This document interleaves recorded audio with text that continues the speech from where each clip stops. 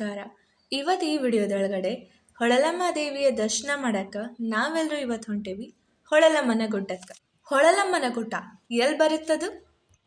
ಉತ್ತರ ಕರ್ನಾಟಕದ ಪ್ರಮುಖ ಶಕ್ತಿ ದೇವತೆಗಳಲ್ಲಿ ಒಬ್ಬಳಾದ ಶ್ರೀ ಹೊಳಲಮ್ಮ ದೇವಿಯು ಗದಗ ಜಿಲ್ಲೆ ಶ್ರೀಮಂತಗಡದಲ್ಲಿ ನೆಲೆಸಿದ್ದಾಳೆ. ಈ ಪವಿತ್ರ ಕ್ಷೇತ್ರ ಬೆಳ್ಹಟ್ಟಿ ಮತ್ತು ಶಿರಹಟ್ಟಿ ತಾಲೂಕುಗಳ ನಡುವೆ ಬರ್ತದೆ. ಈ ಕ್ಷೇತ್ರಕ್ಕೆ ಶ್ರೀಮಂತಗಡನು ಅಂತ ಹೇಳಿ ಕರೀತಾರ ಮತ್ತು ದೇವಿಹಾಳ ಅಂತ ಹೇಳಿನೂ ಕರೀತಾರ. ಈ ದೇವಸ್ಥಾನಕ್ಕೆ ಗದಗ್ನಿಂದ 40 ಕಿಲೋಮೀಟರ್ ಮತ್ತು ಹುಬ್ಬಳ್ಳಿಯಿಂದ 53 ಕಿಲೋಮೀಟರ್ ದೂರ ಅಷ್ಟ. ವಿಶಾಲವಾದ ಪ್ರದೇಶ, ಗುಡ್ಡಗಾಡಿಂದ ತುಂಬಿರೋ ಒಂದು ಸುಂದರವಾದ ಈ ತಾಣದೊಳಗಡೆ ದೇವಿ ನೆಲೆಸಿದ್ದಾಳ. ನೀವೇನಾದರೂ ಈ ದೇವಸ್ಥಾನಕ್ಕೆ ಹುಣ್ಣಿಮೆ ದಿವಸ ಬಂದ್ರಿ ಅಂತಂದ್ರೆ ಬಸ್ ಸೌಲಭ್ಯಗಳಿರ್ತಾವೆ. ಇನ್ನು ನಾರ್ಮಲ್ ಡೇಸ್ ಒಳಗಡೆ ಬರೋದ್ರಾದ್ರ ವೆಹಿಕಲ್ ಮಾಡಿಸ್ಕೊಂಡು ಬರೋದು ಬೆಟರ್ ಅಂತ ಹೇಳ್ಬೋದು. ಆಗ್ಲೇ ಹೇಳ್ದಂಗೆ ಈ ಕ್ಷೇತ್ರಕ್ಕೆ ದೇವಿ ಹಾಳನು ಅಂತ ಹೇಳಿ ಕರೀತಾರ ಮತ್ತು ಶ್ರೀಮಂತಗಡ ಅಂತಲೂ ಕರೀತಾರ. ಈ ವಿಡಿಯೋದಾಗ ಕಾಣತ್ತಲ್ಲ ಅದು ಶ್ರೀಮಂತಗಡದ ಕೋಟೆ. ಶ್ರೀಮಂತಗಡನ ಗದಗಿನ ಯುದ್ಧ ಭೂಮಿ ಅಂತ ಹೇಳಿ ಕರೀತಾರ. ಇದು ಶಿವಾಜಿ ಕೋಟೆಯೂ ಹೌದು. ಛತ್ರಪತಿ ಶಿವಾಜಿ ಮಹಾರಾಜರ ಕುಲದೇವಿ ತುಳಜಾ ಭವಾನಿ. ಆ ತುಳಜಾ ಭವಾನಿನೇ ಇಲ್ಲಿ ಹೊಳಲಮ್ಮ ದೇವಿಯಾಗಿ ನೆಲೆಗೊಂಡಿದ್ದಾಳೆ. ಈಕೆ ಛತ್ರಪತಿ ಶಿವಾಜಿ ಮಹಾರಾಜರಿಗೆ ಖಡ್ಗ ಪ್ರದಾನಿಸಿದ ದೇವತೆಯೂ ಹೌದು. ಇಲ್ಲಿನ ಸುತ್ತಮುತ್ತಲಿನ ಪ್ರದೇಶವನ್ನ ಸುಮಾರು 17ನೇ ಶತಮಾನದೊಳಗಡೆ ಆಳ್ತಿದ್ದಂತಹ ರಣದುಲ್ಲಾ ಖಾನನ್ನ ಸಂಹರಿಸಲಿಕ್ಕೆ ಛತ್ರಪತಿ ಶಿವಾಜಿ ಮಹಾರಾಜರಿಗೆ ದೇವಿ ಖಡ್ಗವನ್ನ ಪ್ರದಾನಿಸಿದ್ಲಂತ. ಯಾಕಂದ್ರೆ ಆ ರಣದುಲ್ಲಾ ಖಾನ್ ಎಂಬ ರಾಜ ಬಹಳ ದುಷ್ಟ ಮತ್ತು ನೀಚ ಆಗಿರ್ತಾನೆ. ಆ ದುಷ್ಟ ರಾಜನನ್ನ ಸಂಹರಿಸಿದ ನಂತರ ಶಿವಾಜಿ ಮಹಾರಾಜರು ಆ ಶ್ರೀಮಂತಗಡದ ಕೋಟೆಯನ್ನ ಇನ್ನಷ್ಟು ಅಭಿವೃದ್ಧಿ ಪಡಿಸ್ತಾರೆ. ಇದು ದೇವಸ್ಥಾನದ ಎಂಟ್ರೆನ್ಸು. ಇಲ್ಲಿ ಸರಸ್ವತಿ ಮತ್ತು ಗಣೇಶ ಇಬ್ಬರ ಮೂರ್ತಿಗಳನ್ನ ಪ್ರತಿಷ್ಠಾಪನೆ ಮಾಡ್ಯಾರ. ದೇವಸ್ಥಾನದ ಸುತ್ತಮುತ್ತ ಎಂಜಲ್ ಅಥವಾ ಮುಸುರಿ ಹೊಂಡ, ಸಿಹಿ ಹೊಂಡ ಮತ್ತು ಮದ್ದಿನ ಹೊಂಡಗಳಂತ ಹೇಳಿ ಕೊಳಗಳದವು.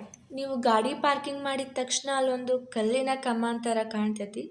ಅದು ಮದ್ದಿನ ಹೊಂಡಕ್ಕೆ ಹೋಗೋ ದಾರಿ. ಗುಡಿಗೆ ಹೋಗಿ ದೇವಿ ದರ್ಶನ ಮಾಡೋಕ್ಕಿಂತ ಮೊದಲು ಇಲ್ಲಿ ಬಂದು ಕೈಕಾಲು ಮುಖ ತೊಳ್ಕೊತಾರ. ಇನ್ನು ಕೆಲವರು ಸ್ನಾನನೂ ಮಾಡ್ತಾರೆ. ಕೆಲವೊಂದಿಷ್ಟು ಜನ ಇಲ್ಲಿ ಸ್ನಾನ ಮಾಡಿದಾಗ ತಮ್ಮ ಬಟ್ಟಿನೆಲ್ಲ ಇಲ್ಲೇ ಬಿಟ್ಟು ಹೋಗ್ಯಾರ, ಮೈಲ್ಗೆ ಅರ್ಬಿನ. ದಯವಿಟ್ಟು ನಾವು ಹೋದಾಗ ಅಥವಾ ನೀವ್ಯಾರು ಹೋದಾಗ ಹಂಗೆ ಮಾಡಕ್ಕೆ ಹೋಗ್ಬಾರ್ದು.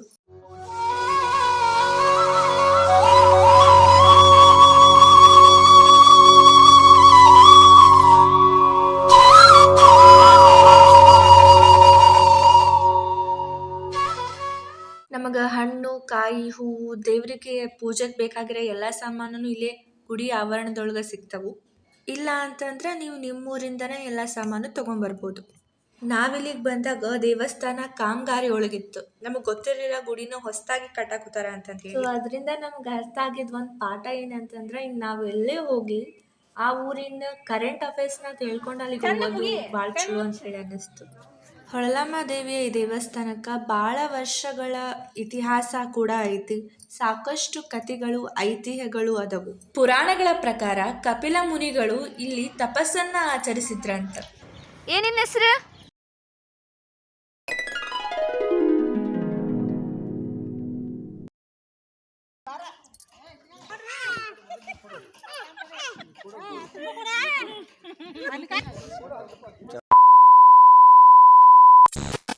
ಕರ್ನಾಟಕದ ಅದೆಷ್ಟೋ ಮನೆತನಗಳಿಗೆ ಕುಲದೇವಿಯಾಗಿರ್ತಕ್ಕಂಥ ಹೊಳಲಮ್ಮ ದೇವಿನ ಬೆಟ್ಟದ ತಾಯಿ ಅಂತ ಹೇಳಿನೂ ಕರೀತಾರೆ. ಪ್ರತಿ ವರ್ಷ ದೇವಿಯ ಜಾತ್ರೆ ಭಾರತ್ ಹುಣ್ಣಿಮೆ ದಿವಸ ನಡೀತೈತಿ.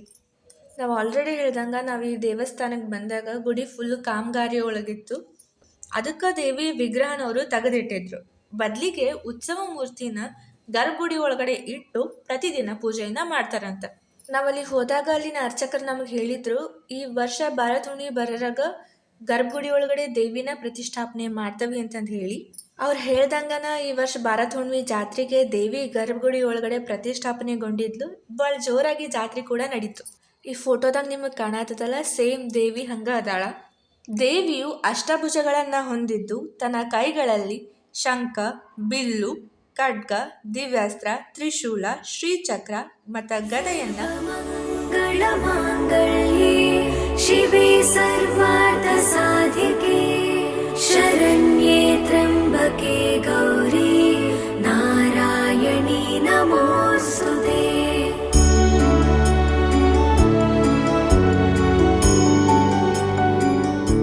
ಇಲ್ಲಿ ಪ್ರಸಾದ ವ್ಯವಸ್ಥೆ ಕೂಡ ದಿನನಿತ್ಯನೂ ಇರ್ತೈತಿ. ಹಾಯ್